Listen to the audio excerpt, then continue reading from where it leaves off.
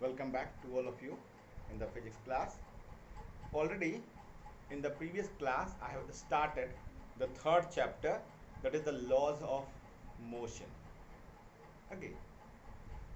And also in the previous class I have explained the first two laws that was given by Newton. First law and second law I have already explained. First law, it was the law of rest and motion, and second one I have also explained the F equal to ma, that is the rate of change of momentum is directly proportional to the applied force, and it works in that direction in which the force is going to applied. Okay, in the previous class I have also explained the formula for the second law of Newton, F equal to ma. General method I have already explained. So today I am going to explain alternative method by which you can derive the formula F equal to ma. Okay, so laws of motion.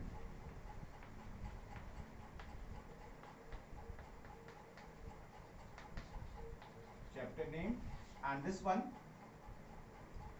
alternative method.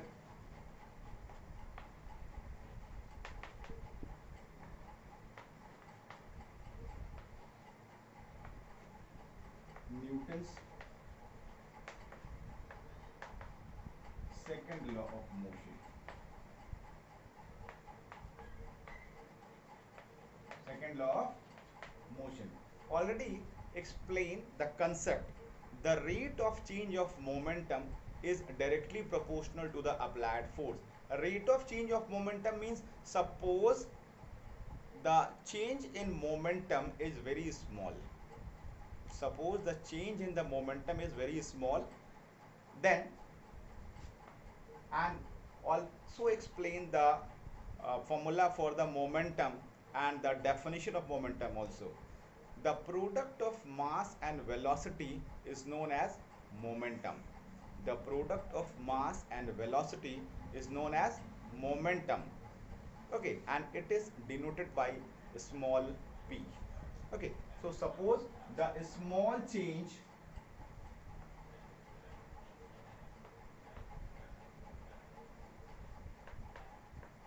in momentum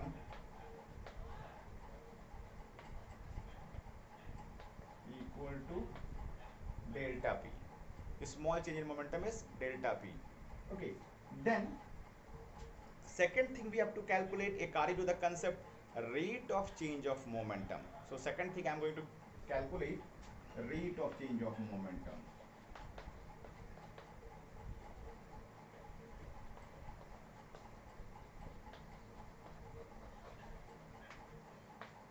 That is delta p by delta t. Rate of change of momentum, that is delta p by delta t. Delta means a small change in the momentum. Okay, and also knowing the formula for the momentum, P equal to m into v.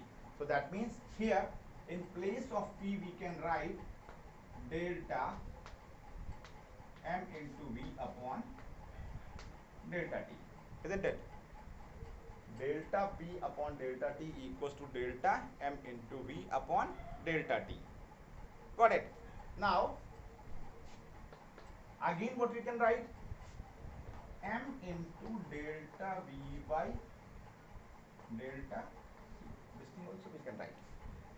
This thing also we can write m into delta v by delta t.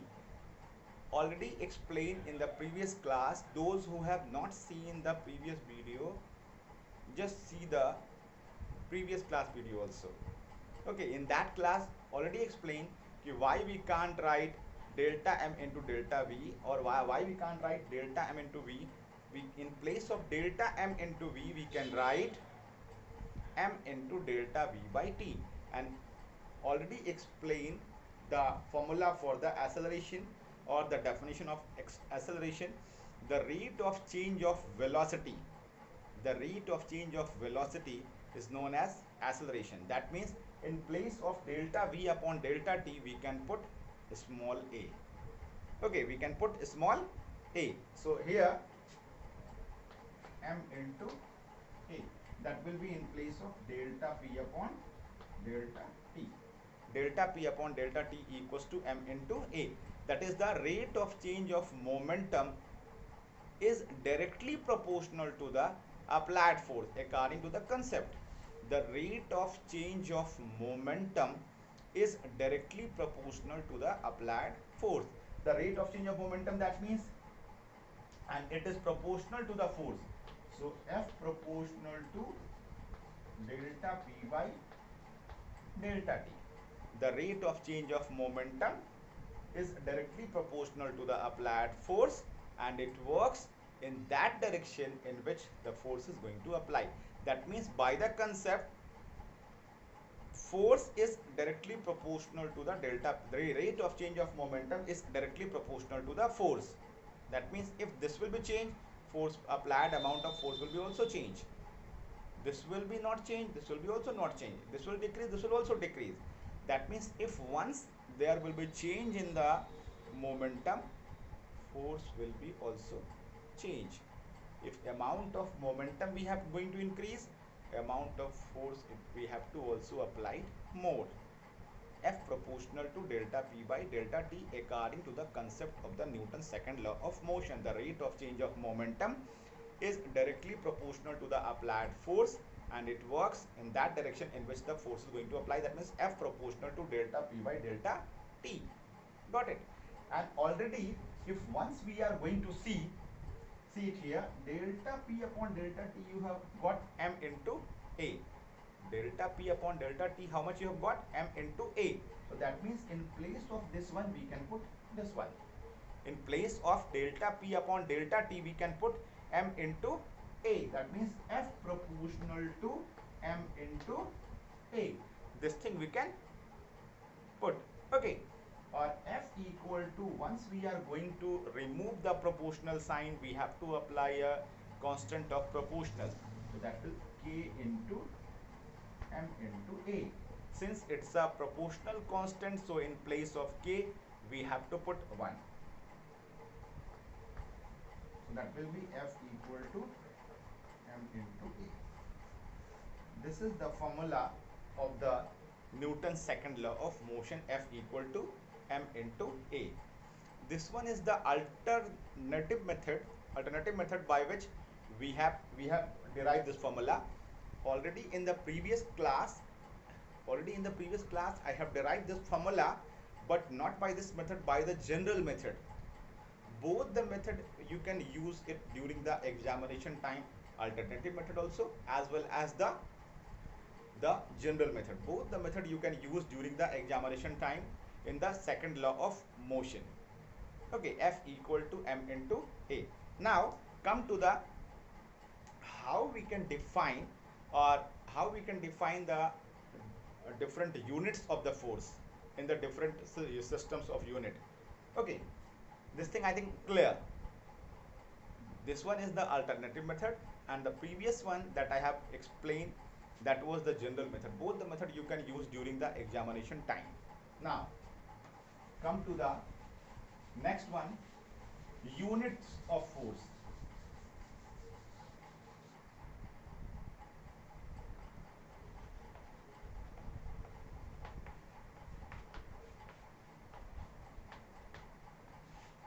Units of force in SI system and in CGS system, there will be two different units. So Newton, it will be in SI system, and dyne, it will be in CGS system. Newton we have to use in SI system, and dyne we have to use in CGS system. Okay, and also on the basis of the formula, one more unit we can write, F equal to m into A. So unit of m, mass unit is kilogram, acceleration unit is meter per second square. That means kilogram meter per second square also we can use as a unit. Okay, kilogram meter per second square also we can use as a unit.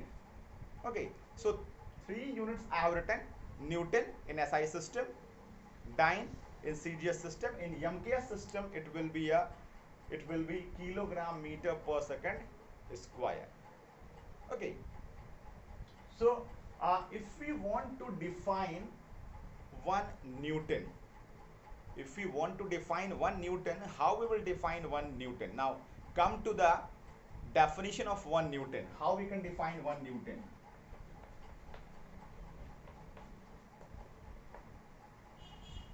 F equal to m into A. This one is the formula of force. F equal to m into A.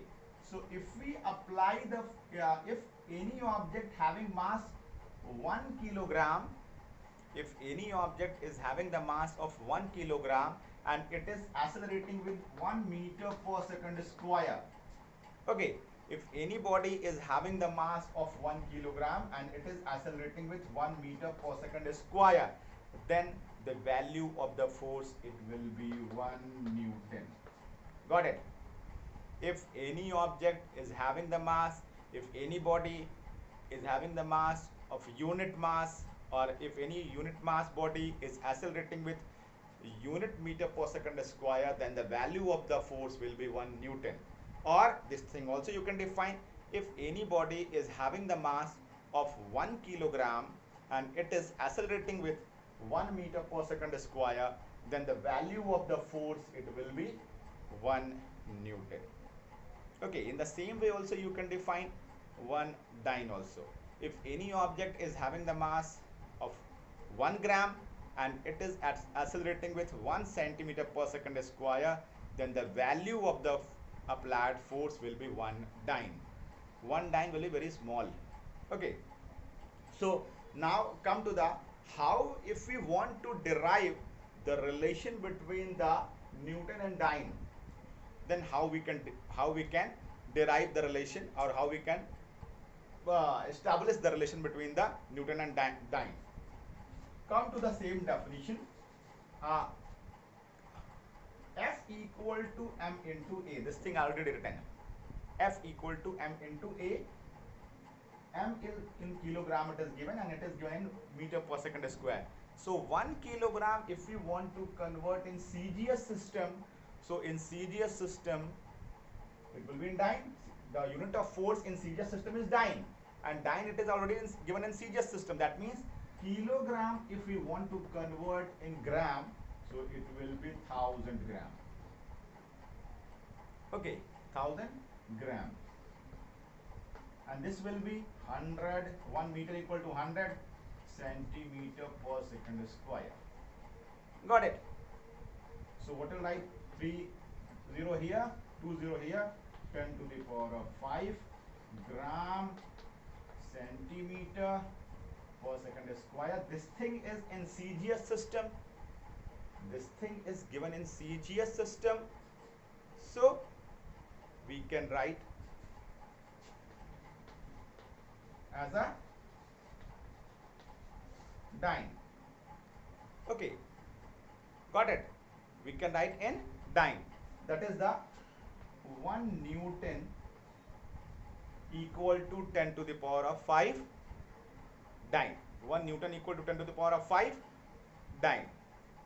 Now, if we want to write 1 dyne, 10 to the power of minus 5 Newton. Both things you can write.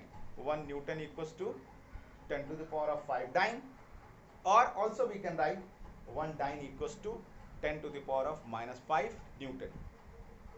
Okay, this one is 1 Newton equal to 10 to the power of 5 dyne, or 1 dyne equals to 10 to the power of minus 5 Newton. Now, there is a gravitational unit also, gravitational unit of force also. Okay, how we can define the, or how we can write the gravitational unit of force? Before that one, you must be knowing,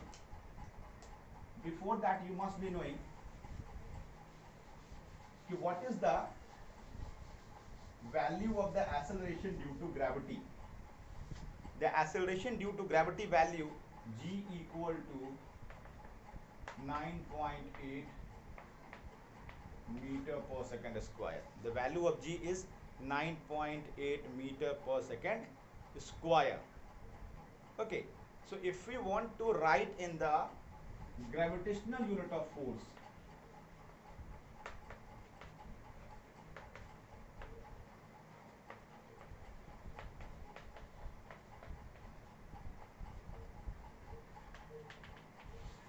once we are going to write in CGS system, it will be gram force. 1 gram force equal to 980 dyne. Okay, 1 gram force equal to 980 dyne. Why it will be 190, 980? 1 gram into 980 centimeter per second square, because the value of G is 9.8 meter per second square. So if we want to convert meter into centimeters, so we have to multiply by 100. That means 9.8 meter per second square. So we can write 980 centimeter per second square. Multiply, you will get this one. Similarly, also 1 kilogram force equals to 9.8 dyne, 9.8 Newton. This will be for the kilogram force. That means 1 kilogram force equal to 9.8 dyne and 1 gram force equal to 980 dyne. This one is the gravitational unit of force. Why there was a need of the gravitational force? Because once the body is moving, or the body is in motion under the action of gravity.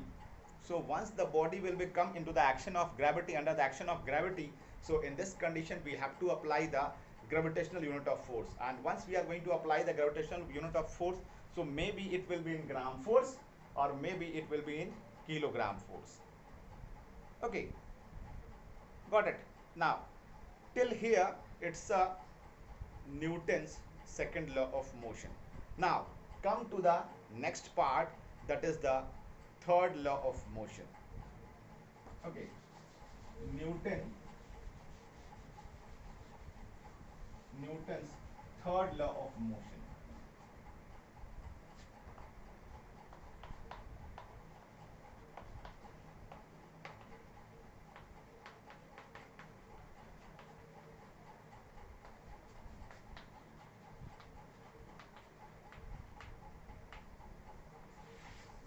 Newton's third law of motion. What is the Newton's third law of motion? It is also known as action and reaction law. Okay, it is also known as action and reaction law. That means every body is an equal and opposite reaction. That means whatever the force we are going to apply, by the same force it will going to rebound.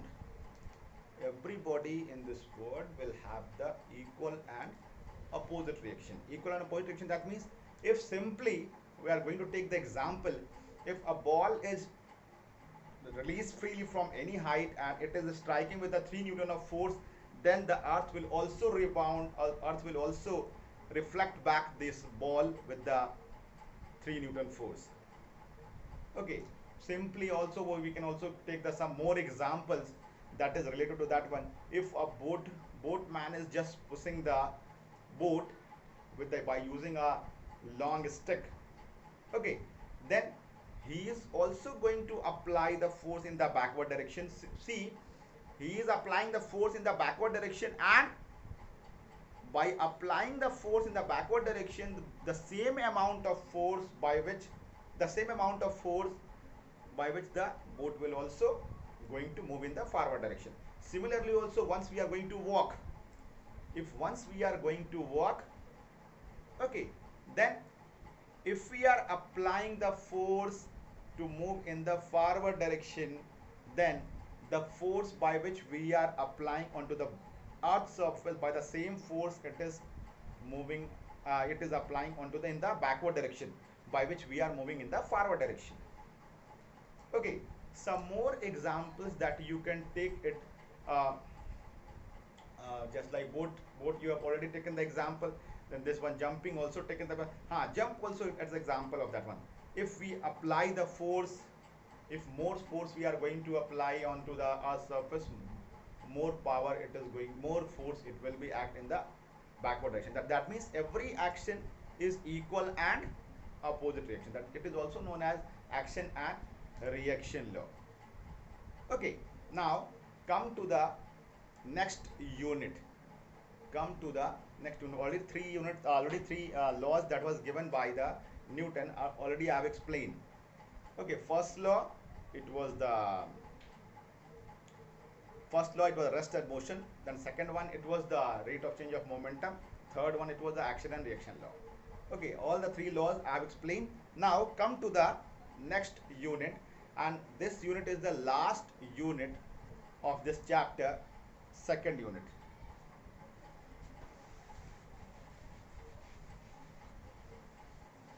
Second unit,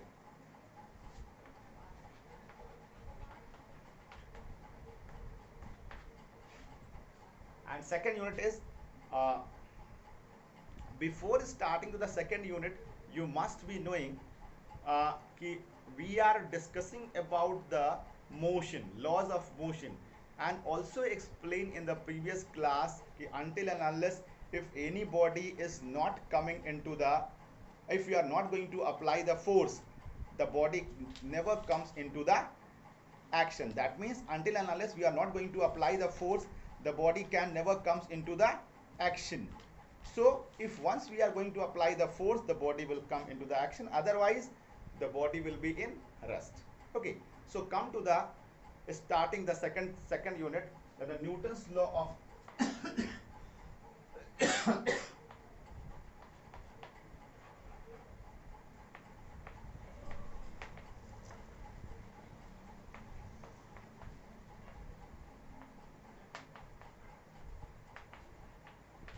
Newton's law of gravitation.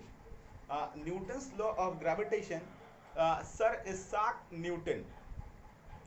Newton has given this Newton's law of gravitation, and in that one he has taken if we are going to take the earth, and with respect to earth, if we are any other body is going to take, that means earth is attracting each and every small, not only small one, even the heavenly body planets also are attracted by the earth. Okay, that means earth can attract each and every body in their own direction. Okay, so on the basis of this one, he has given the Newton's law of gravitation. That means if we take two bodies, M1 and M2, take two bodies. Okay, if we take two bodies, then and it is suppose it is kept at some distance. It is kept at some distance. Then force F, the attractive force F, is directly proportional to the product of their masses. Okay, the attractive force F, because earth is attracting each and every object in their own direction. Earth is attracting each and every object in their own direction. So that is, force is directly proportional to product of their masses. That means force is directly proportional to the product of their masses. That means if the masses is more, then the more amount of force it will be required. If the amount of mass is less, so less amount of force it will be act in between them. And force is inversely proportional to the square of distance. That means if they are very closer, if any object is closer to the earth's surface, then maximum amount of force it will act. And in reverse manner, in opposite manner, if the object distance is too much far, then minimum force will act. Okay, opposite in manner. See, if distance is less, maximum force. Inversely proportional. Inversely means opposite in manner. That means distance is less, force will be maximum. If distance is maximum, force will be minimum. Force will be like that only. So join both one equation, F proportional to m1 m2 by r square. F proportional to m1 m2 by r square. Okay, then remove this one. F equal to g m1 m2 by r square, where g is the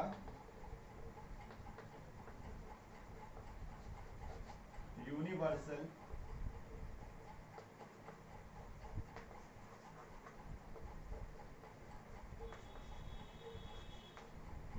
gravitation constant.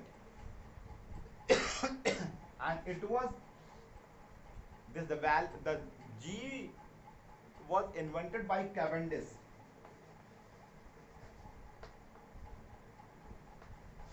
It is not given in your book. It was invented by this sign, not talking about this formula. This sign G was invented by Henry Cavendish.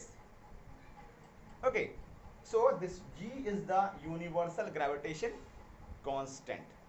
Okay, so again see it.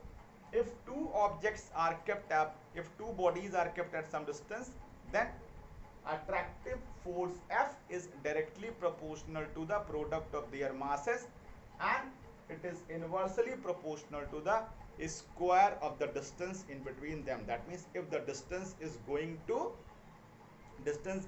reduce, less distance, both the objects are kept, then maximum force will act. As well as also if the masses is more, then maximum amount of force will be here. Okay, G, the value of G, you will read in you will study in class, higher class, but if you, those who want to know, they can write in a corner the value of the G is 6.67 into 10 power minus 11. Okay,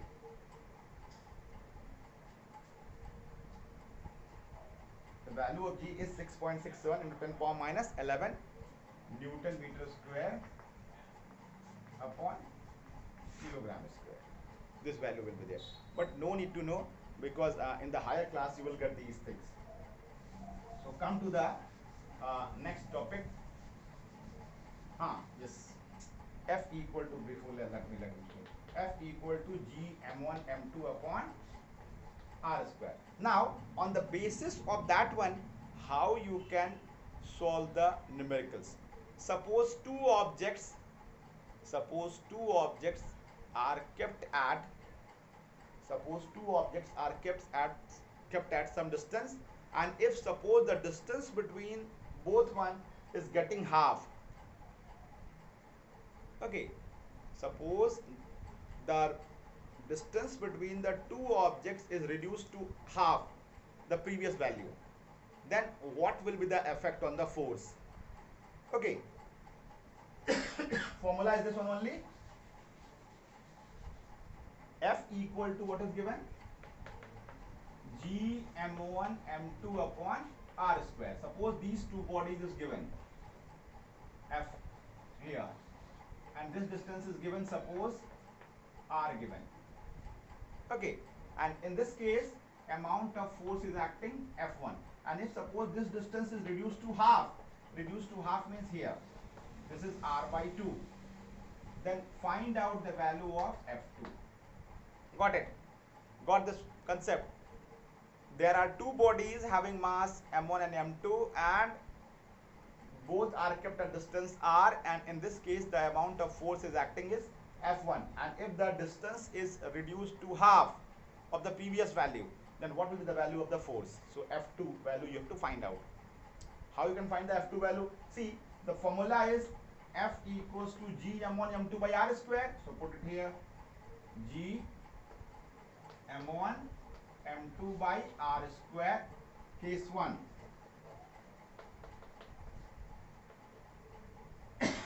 Case 1, here F1 force is acting. How much force is acting here? F1. Now second case, case 2, F2 equals to G m1 m2 by this distance is reduced to half, that means r by 2. So r by 2 whole square. So what will get? This will come here, 4G m1 m2 by r square. 4 gm1 gm1 m2 by r square. This is f2. Now divide both one. f1 by f2. What will get? gm1 m2 by r square into r square by 4g m1 m2. Now this will be cancelled, this will be also cancelled, this will be also cancelled, this will be also cancelled. That is f2 equals to how much? That means if the distance is reduced to half, then the final force will be 4 multiple of the initial one, initial force. That means if the distance is from here, it is clear that if the distance is going to reduce, the amount of force will increase. Okay, if the distance between both one is going to reduce, okay, then the amount of force will increase. That how much time it is going to increase? 4 times, 4 multiple of the focal length, 4 multiple of the initial force. Okay, now come to the, what is the next definition?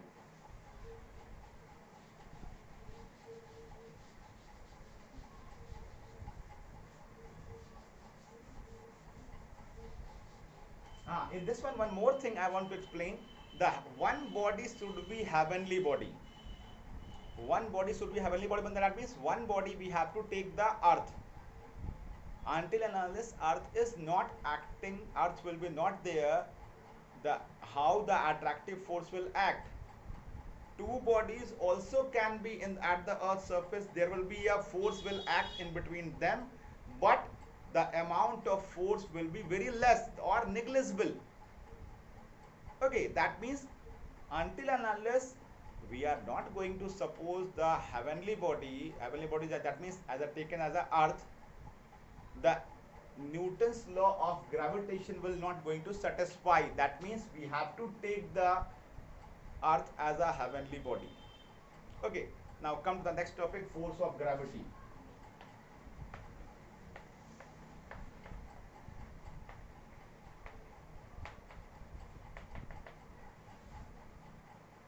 So if we are going to talk about the force of gravity, so that means every object is attracted towards the direction of the earth. Okay, every object is attracted toward the direction of the earth, and by which the amount of force will act during that time, that is called the force of gravity. Okay, if any object is kept at the earth's surface, or if any object is nearby the earth's surface, and if it is going to release freely, or then in this condition the amount of force will also act towards the earth's surface. And if once the amount of then the amount of force by which the earth is going to attract, that is called the force of gravity. Okay, so suppose this one is the earth's surface. Here at any body, m is kept here. Okay, here mass m is kept at the surface, and this one is the distance is given, and here mass of earth, me. Me, I have taken the mass of the earth. Okay, me, what you have taken?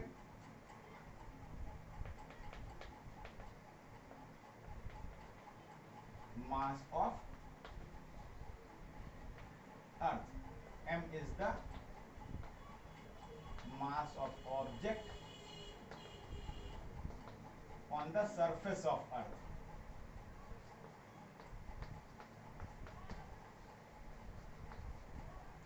Okay, mass of object on the surface. And if any object is kept on the surface of the earth, then in this condition weight it will act in the downward direction. And once the weight will act in the downward direction, that means force F equal to what we can write? M into G. This thing we can write, F equal to M into G. Okay, now already two objects are kept here. One object I have taken as a mass of earth, and second object I have taken as a mass of the body that is kept onto the earth's surface. Okay, so F equal to G m1 m2 by r square. Okay, F equal to g m1 m2 by r square. By from where you have got? By the Newton's law of gravitation. By the Newton's law of gravitation, what will be? F equal to listen, if any object is kept on the earth's surface, so its weight will act in the downward direction. So here I have taken the earth.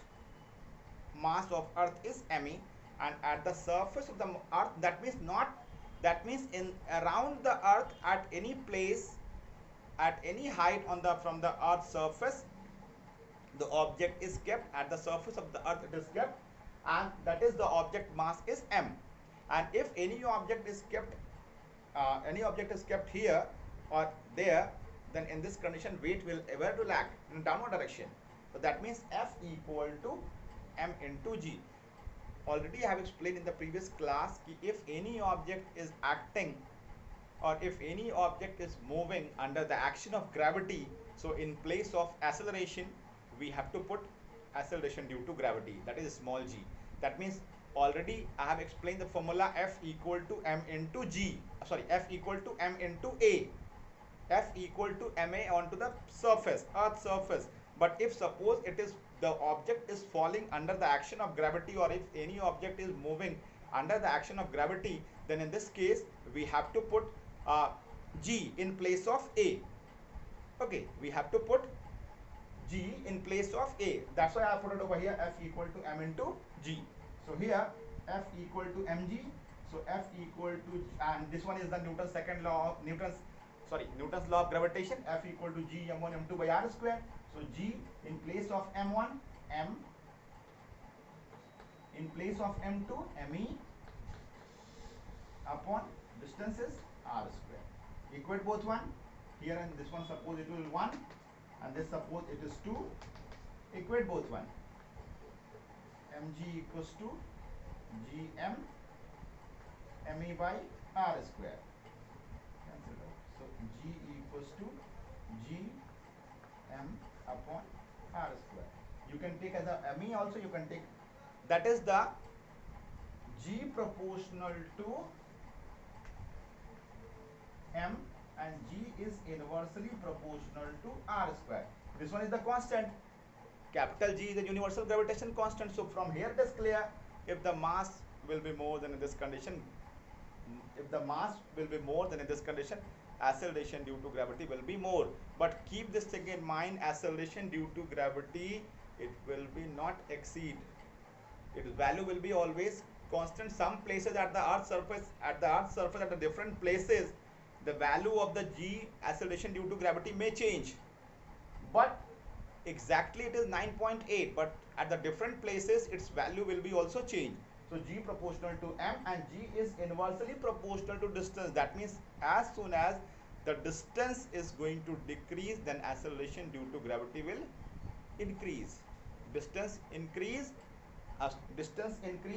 acceleration due to gravity decrease. And opposite manner, if the distance is going to decrease, acceleration due to gravity will increase. By this way, this formula can be derived, and on the basis of this one you can also solve some numericals.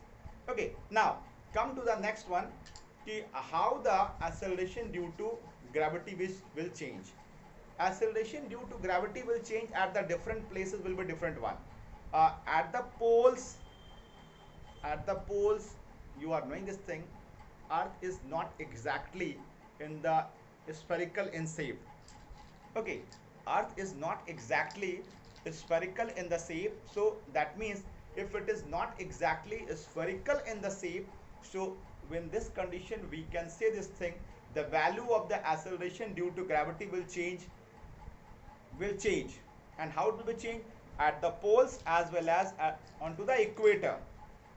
The value of the acceleration due to gravity onto the poles, effect of the acceleration due to gravity. Just see the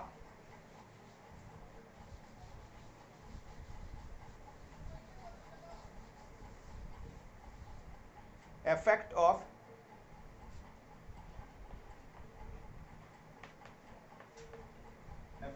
G.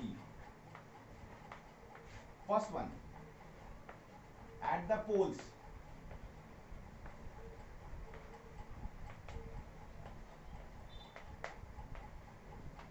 maximum. At the equator,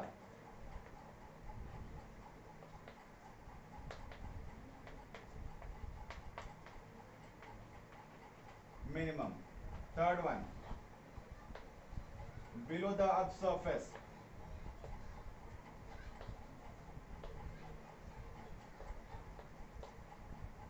decrease. Fourth one, above the earth's surface,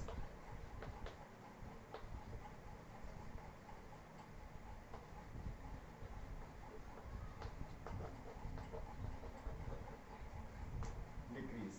Okay, see it. At the poles, that means the poles, at the poles, the value of the G will be maximum. Maximum, why it will be maximum?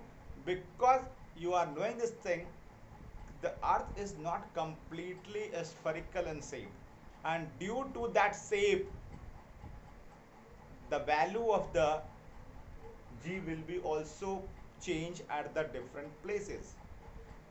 That's why I'm telling this thing. At the poles, since the radial distance from the center, radius, not we can say this radius is minimum, and if radius is minimum, or the radial distance is minimum, then 100% at the value of the G at the poles will be maximum, because formula is G is inversely proportional to distance.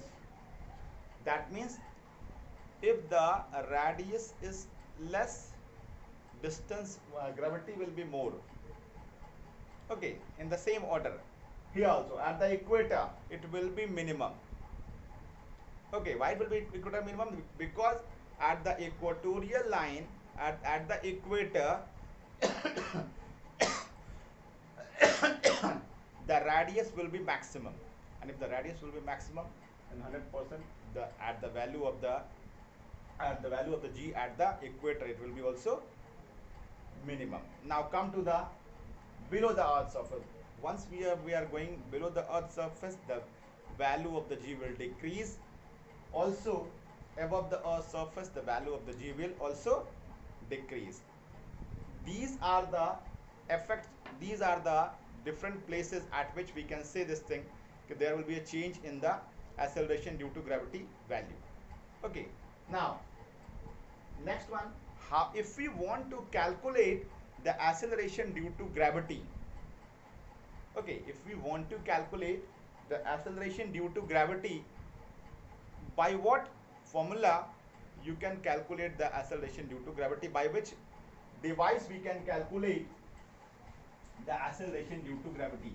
So if we want to calculate the acceleration due to gravity, so by the use of simple pendulum,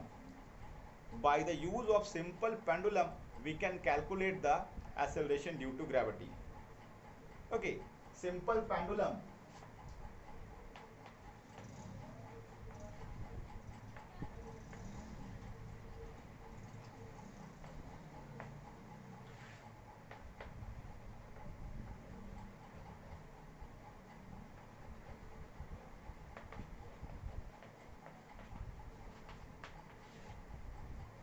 So if we want to calculate the value of G, so by the use of simple pendulum, we can calculate the acceleration due to gravity. Already explained in the previous class what is the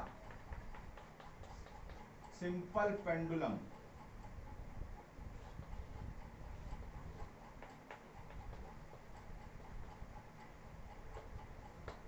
Simple pendulum is a device by which we can calculate the acceleration due to gravity. In the previous class, already explained also that by the use of the simple pendulum, we can also calculate the time period. Okay, how we can define the simple pendulum? If we take a bob and that bob is attached to a weightless and inextensible thread and capable to move to and fro from its mean position. If we take a bob and that bob is attached to a weightless and inextensible thread and capable to move to and fro from its mean position, so it is called the simple pendulum. And also formula also explained in the previous class, T equal to 2 pi under root L by G. T equal to 2 pi under root L by G. So by this formula we can easily calculate the value of G. How? Square both sides. T square equals to 4 pi square L by G. So G equals to 4 pi square L by T square. Now see this one. Length we can calculate from here. See how much the length of the thread we are going to take. Then by the use of by the 20 oscillation or by the 10 oscillation, how much time has taken by the bob, this pendulum, we can also note down here. So put both the value here in L and T square here, T here. Easily you can calculate the acceleration due to gravity, and it is also given in the practical book. In the previous class already I have explained how we can calculate the value of time period, okay, as well as also how we can calculate after completing 20 oscillation or 10 oscillation how much time it will take by this bob.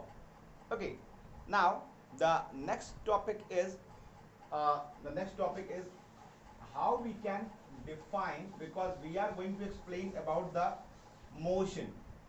So once we are going to define about the motion, so we must be also knowing how we can define the mass also. Okay, so already explained how we can define the mass. The amount of matter contained in a body, the amount of matter contained in a body is called mass. Mass, how we can define? The amount of matter contained in a body is called mass, and it is denoted by a small m. It is denoted by small m. Suppose there are two bodies is given to you. Two bodies is given to you having masses m1 and m2. Okay, there are two bodies is given to you having masses m1 and m2, and m1 body is moving with the acceleration a1 and m2 body is moving with the acceleration a2. Okay, m1 body is moving with the acceleration a1 and m2 body is moving with the acceleration a2. In this case, amount of force will be F1. In this case, the amount of force will be F2. Okay. In this case, the amount of force will be F1. In this case, amount of force will be F2. We already know this thing formula, F equal to M into A. F equal to M into A. So, if we will talk about this force, so F1 equals to M1 A1. For this force, F2 equals to M2 A2.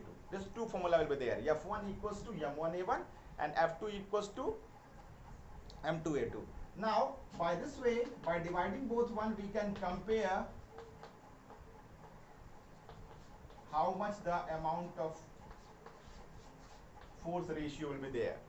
F1 by F2 equals to M1 A1 upon M2 A2. By this formula, we can calculate the ratio of the forces if two bodies having the different masses as well as the different acceleration also given.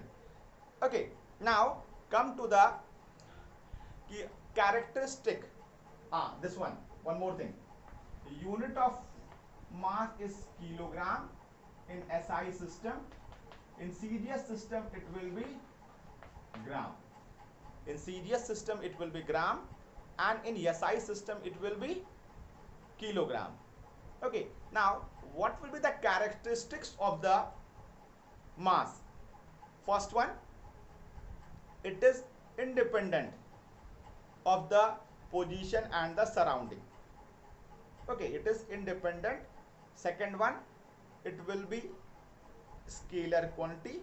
Third one, you can write it will be always constant. It will be always constant. Okay, then it is a scalar quantity. Four characteristics of the mass you can write it. Okay, now the next one is how we can define the weight. I think this one every topic is going to clear. So now this one is the how we can define weight. Weight, since if any object is kept here or at any place, then uh, it will be act under the action of gravity. So the a force with which a body attracted by the earth, a force with which a body is attracted towards the direction of the earth is called weight. Okay, every object is attracted toward the direction of the earth, and then in this condition that will be act as a weight. Okay, or generally we can say this thing, a force with which a body is attracted toward the earth is called weight. Okay, weight, a force with which a body is attracted toward the direction of the earth is called weight, and it is denoted by W, and W equal to M into G. Okay, its unit will be force, a gram force, kilogram force, both you can write. Kilogram force also you can write, gram force also you can write, Newton also you can write. All these the units of this one. Okay, now what will be the characteristics of the weight? First characteristic, it will be first characteristic, very important characteristic, it is the dependent, always dependent of the position and the surrounding. First one. Second one, it is variable. Variable. It will be variable in nature. Third one, it is vector quantity. Why it will be vector quantity? Because its direction is certain. In this direction the body is going to fall. Okay, now if we want to differentiate between the mass and weight, so easily we can differentiate it. First one, mass and weight. Here mass, and here I am going to write the weight. First one, it is independent.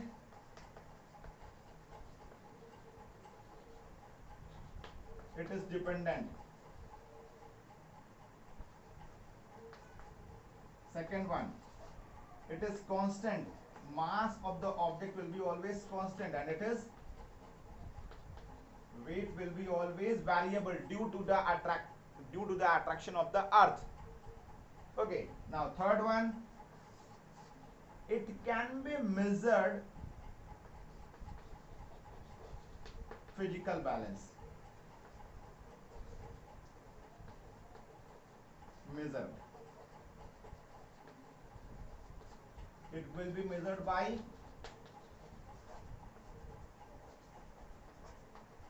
spring balance.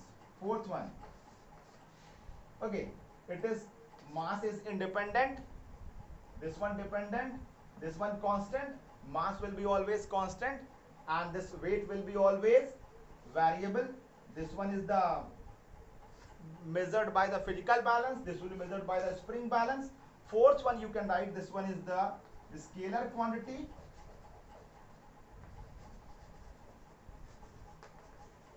and this one is the vector quantity. These are the basic difference between the mass and weight. Okay, one more difference you can write this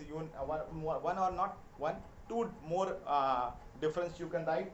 This one, the mass is measured in kilogram, this will be measured in Newton or gram force or kilogram force. Okay, got it, this one. And one more definition, one more difference in the form of definition you can write. The amount of matter contained in a body is called the mass, and the force with which the body is attracted toward the direction of the earth is called weight. Okay, now this one is the end of the laws of motion. Okay, now everything I have completed from this chapter. Now what you have to do it, okay, you have to take the book and you have to solve the maximum numerical based on the Newton's law of gravitation. Also try to solve some numerical that is based on the Newton's law of motion as well as the equation of motion. Some numerical problem is also based on the momentum. Okay, some numerical I will also solve it in your class, but try to solve the maximum numerical that is given in your book, as well as if you are having the any side book of the numericals, also try to solve also some numerical from that side book. Okay, and I hope so that all of you are getting all the points clear, and I think there will be no any doubt once the classes will start. Okay, thank you, and I hope so that all of you are getting, as well as try to solve the maximum to maximum numericals and try to do the revision also, because until and unless you are not doing the revision, these things will be wasteless. Okay, try to do the revision, whatever the thing I am going to explain every turn, try to just do the revision. Okay, thank you.